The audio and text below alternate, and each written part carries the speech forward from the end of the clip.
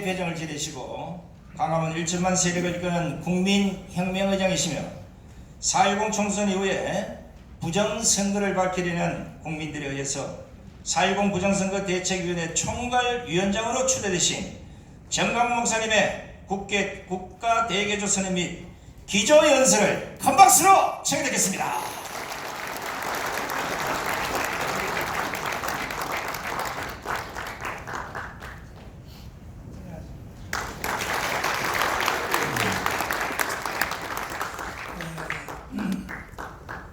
이번에 4월 10일 이 부정선거를 어떻게 볼 것인가, 산 사건과 점으로 볼 것인가, 아니면 이것을 선으로 볼 것인가, 아니면 이것은 선과 선을 이어서 입체적으로 볼 것인가, 이 보는 시각이 이게 아주 중요합니다. 저는 애국운동 하느라고 40년 걸렸습니다. 그동안 제가 애국운동을 한 경험에 의하면 부정선거가 이번에만 있었던 것이 아닙니다. 저는 돌아가신 조영기 목사님 그리고 김정호 목사님께 속된 말로 재수 없이 잘못 걸려 들어가지고 선거를 5번 해봤어요. 뭐 기독당, 기독사랑실천당, 그 다음에 기독자유통일당, 이번에는 우리 안보단체에서 왜 기독자를 세우냐, 기독만 빼면 우리도 다 같이 할 텐데, 그래서 이번에 기독을 뺐습니다.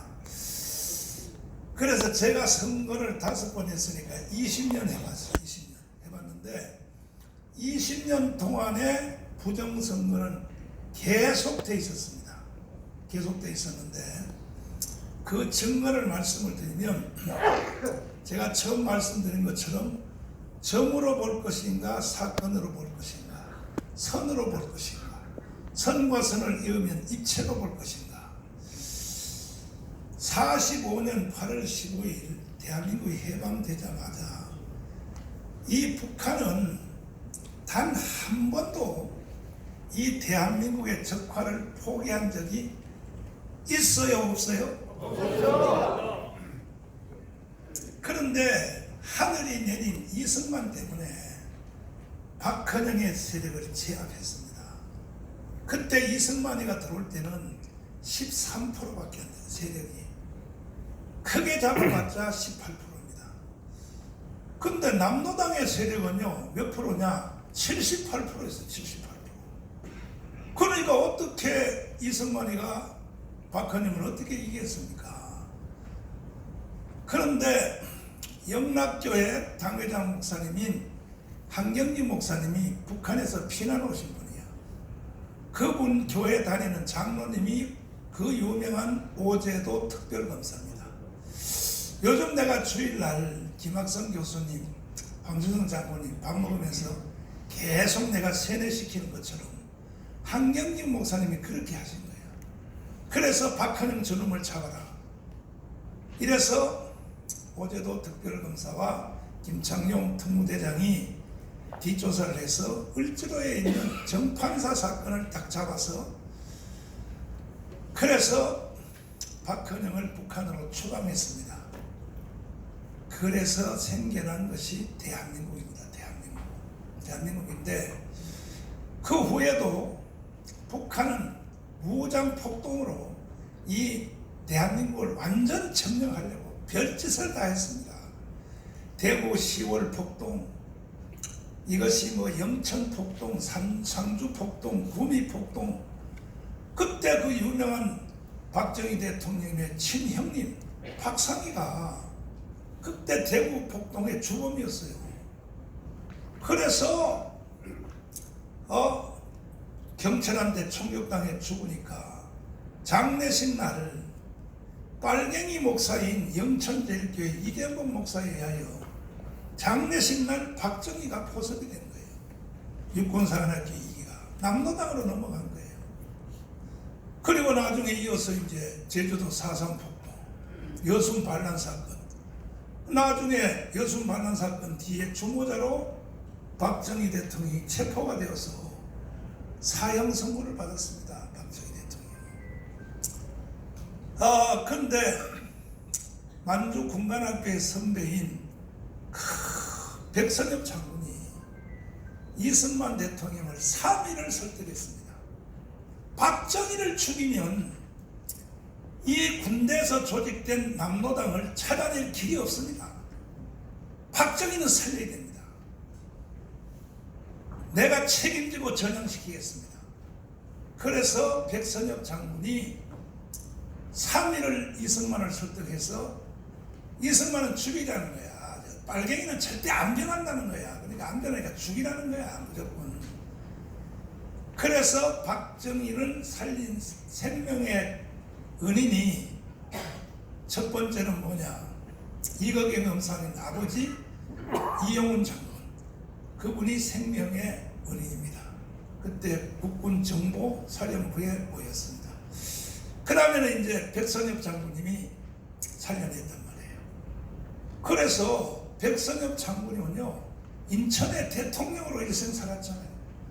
백선엽 장군이요, 뭐 선인학원 하다, 뭐 불법을 저리다 뭐다 해도 박정희는요, 절대로 백선엽한테 손대지 마라. 왜? 생명의 은인이니까. 이렇게 됐습니다.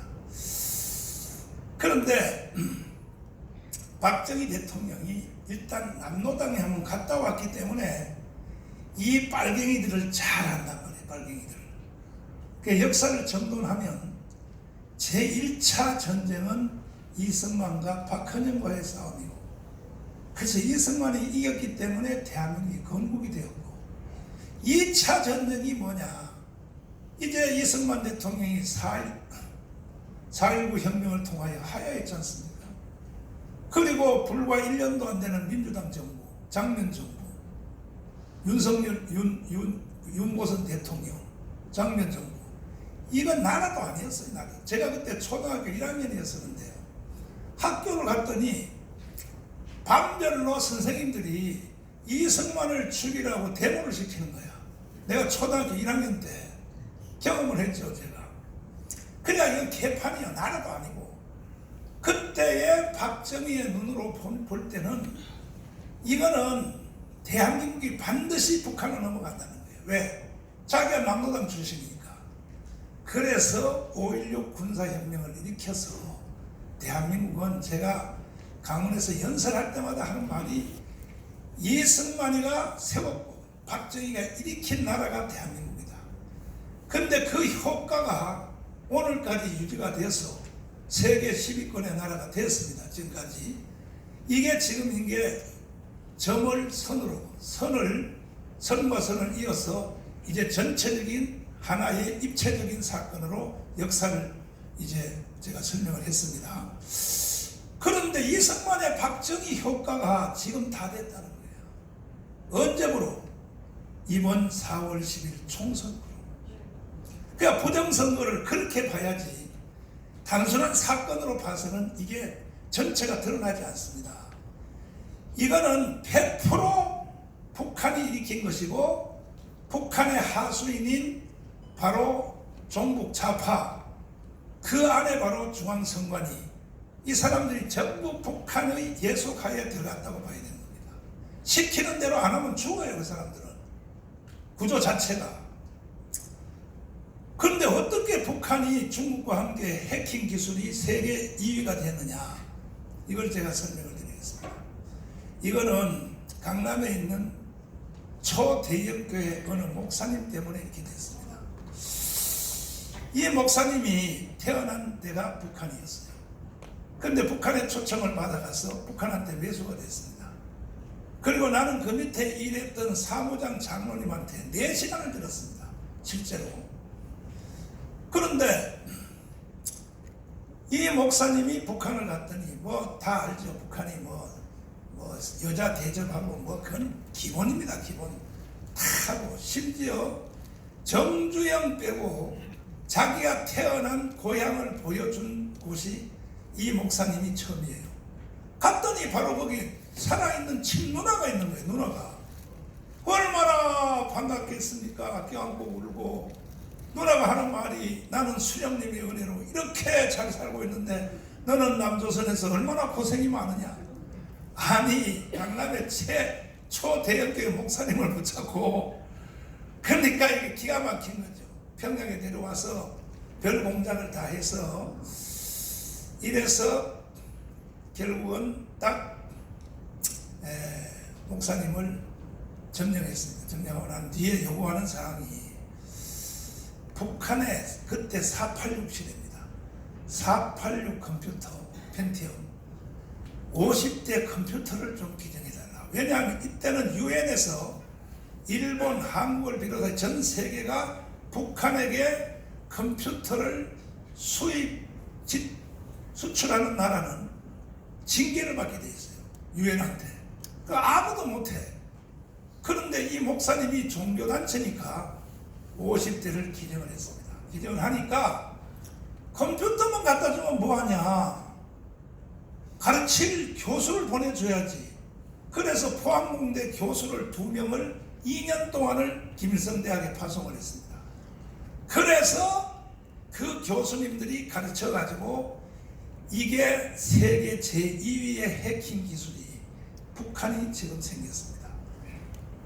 이 부정선거 설명하는데 이렇게 말이 기냐? 이걸 앞에 배경을 알아야 돼, 배경을.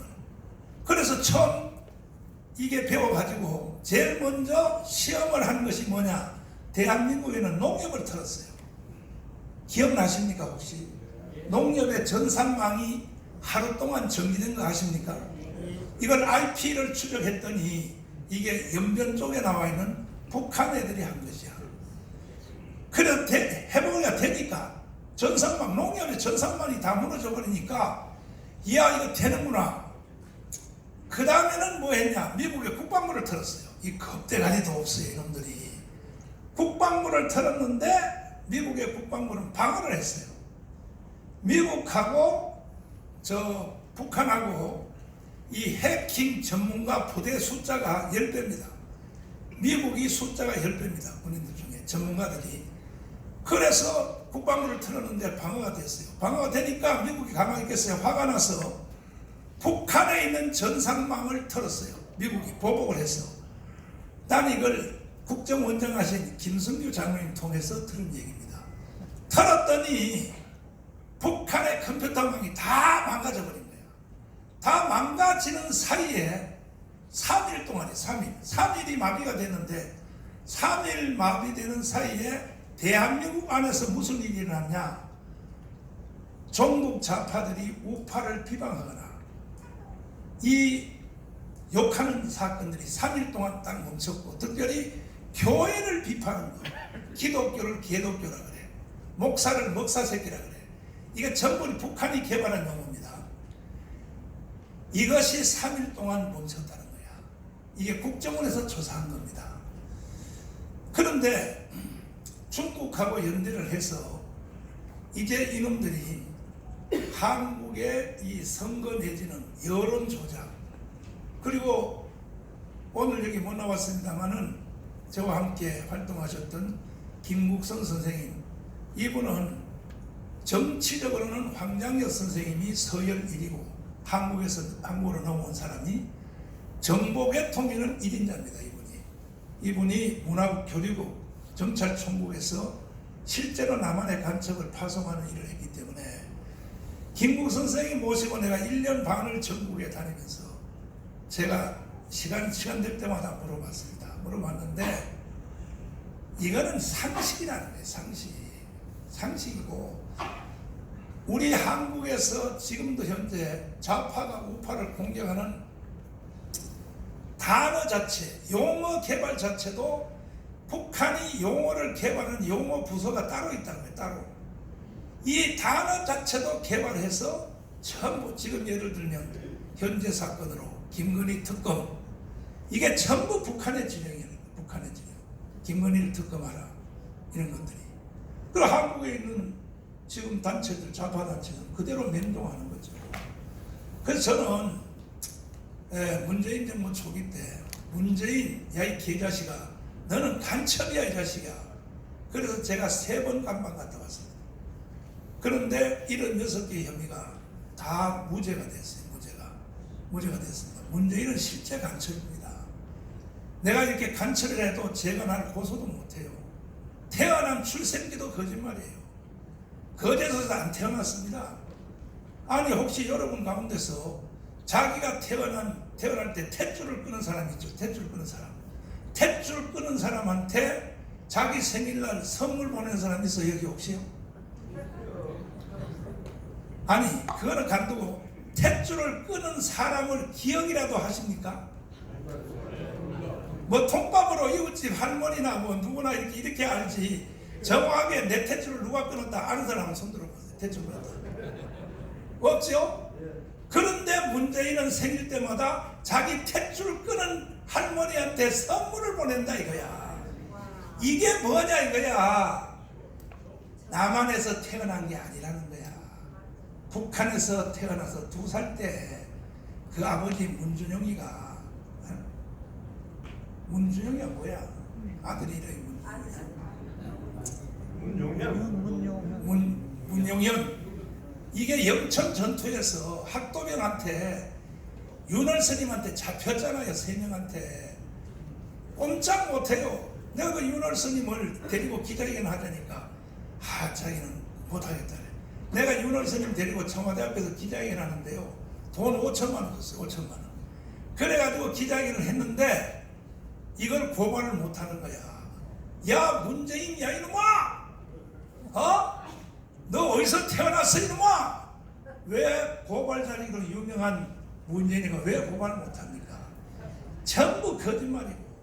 이 윤월 스님의 제일 화난 것이 뭐냐? 아니 흥남무도 철수 때 자기 아버지가 미국이 LST 함정 빅토리아호를 데리고 한국으로 안 데려다 줬으면 나는 한국에서 태어나기도 못하고 대통령도 못했다. 이걸 어디서 거짓말했냐? 알랭톤 국립묘지 앞에서 거기서 이 계지를 들었어요. 그러니까 이 윤월 스님이 야 이놈아 어디라고 이게 조상을 거짓말하냐 이거야. 이래서 대한민국의 역사는 완전히 평양식으로 바뀌었습니다. 정교조에 의하여. 그래서 지금 대한민국은요 우파들이 힘을 못 써. 역사의 진실을 말하면 죄인이 되고 평양식 역사관을 말하면 영웅이 되고 그 결과 이번에 4월 10일 총선에서 저쪽이 192석 한 것 인정할 수 있어요 없어요? 있어요? 없어요? 1000% 1000% 이거는 조작입니다. 그러나 그동안 나는 25년 동안에 이놈들이 했다고 하는 심정은 저는 공병호 박사님하고 아주 가까워요. 한국에 있을 때 내가 재정적으로 지원도 해줬고 지금도 가까워요. 공병호 박사님. 그런데 통계학자 그 다음에 또 수학 계산하는 사람 이런 분들이 말하는 것은 다 정황이야. 정황. 실증이 없단 말이에요. 물증이 없는데 이번에 장재현 박사가 나타나가지고 내 장재현 박사님 보니까 좀 무서워. 잘못하면 깜빡할 것 같아요. 왜냐하면 딱 사람 이름을 지목했어. 중앙선관위에 5명. 너 이놈들 니들이 조작했지. 근데 혹시 고발 안 들어왔어요? 안 들어왔어? 자 이제 가장 가까이 지목을 했어요. 사람 이름을. 너희들이 서버를 조작했지 않냐.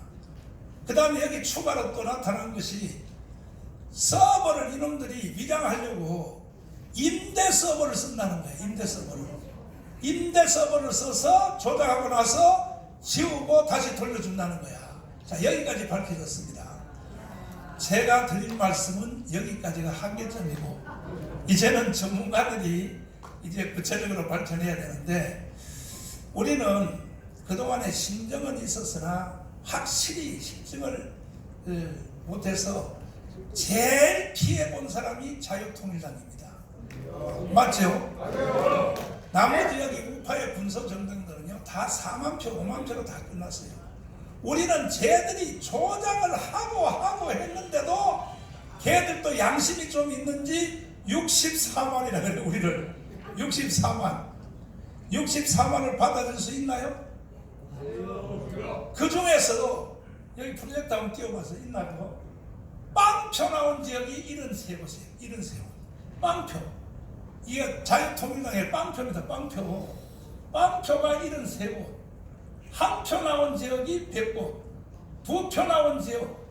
3표까지 합하니까 460개 가까이가, 이거는 완전히, 그러면 우리가 자유마을과 전국에 우리가 조직한 이 조직은, 이거는 뭐 우리나라 정부도 다 인정하고 용산도 다 인정하는 대로 한국에 정당 조직 없어요. 이번에 선거에 보니까 다 무너졌습니다. 대한민국에 있는 조직은 광화문 조직 하나밖에 없습니다. 동의하십니까? 광화문 조직 하나만 살아있는 거야. 그래서 우리는 전국의 이 망을 다 가지고 있단 말이에요. 그래서 이번에 투표소가 14,000곳이야. 14,000곳별로 부정투표 감시단장을 다 임명을 하고, 우리는 이번 주 안에 지금도 계속하고 있습니다. 재투표를 진행하고 있습니다. 자유통일당을 찍은 사람은 한 번만 더 와서 이름하고 핸드폰 번호만 써주세요 하고, 이게 이제 재투표를 하고 있는데, 이게 지금 성적이 막 드러나고 있는데, 전라도 광양에서 빵표 나왔어요. 전라도 광양 빵표 나왔는데, 거기서 찍었던 사람이 8명이 찍었다. 이래가지고 증명서까지 다 띄어가지고 왔어요. 그 다음에 부산이 어딥니까? 부산의 금정구의 제1투표소에서 빵표야.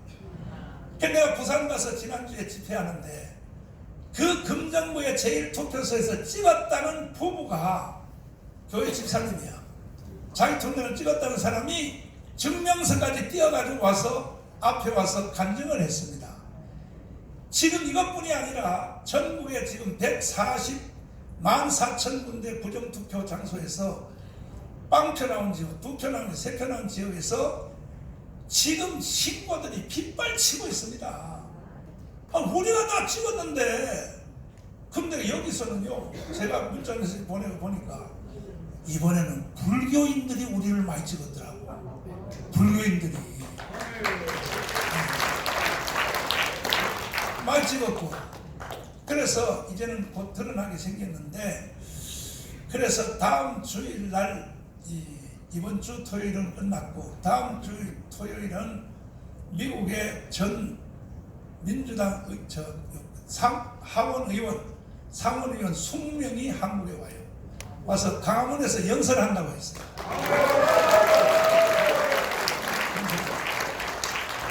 그래서 우리가 총동원 2019년 10월 3일 날 모였던 것만큼 우리가 모여가지고 많은 분들이 이렇게 물어요. 윤석열 대통령 뭐 하시는 사람이냐고 말이야. 강화문 때문에 대통령 됐으면서 말이야, 빨리 말이야 선관위한테 명령을 안 내리고. 이거 공부 안 된 사람들이야. 선관위는 헌법 단독기관입니다. 대통령이 간섭을 못하게 되어 있습니다. 그러나 나도 용산하고 지금 계속 교통을 하고 있는데, 이번에 우리가 64만 표잖아요. 쟤들이 조작했음에도 불구하고 만약에 10만 표만 더 나와도 74만 표 나왔다. 바로 4.19로 가는 겁니다. 바로 4.19. 그때는 대통령이 이제 선언할 수 있어요. 3개월 안에 재선거한다. 이렇게 기반을 만들어주기 위해서 오늘도 모임이 준비되었고, 여기 전문가들이 많이 모이셨는데, 지금부터 이제 전문가들을 통하여 전국에 있는 모든 시청자들이 잘 들으시고, 이것은 사기 선거일 수밖에 없다는 것을 이제 다 우리가 국민들 전체가 다 공유해서 4.19, 5.16 혁명으로 맞짱을 뜨지 아니하면 대한민국의 어느 부분 하나를 수리해서는 쓸 수가 없어. 어느 부분 하나 고쳐서 쓸 수 없는. 그러니까 4.19와 5.16 혁명으로 맞짱 뜨시라. 감사합니다.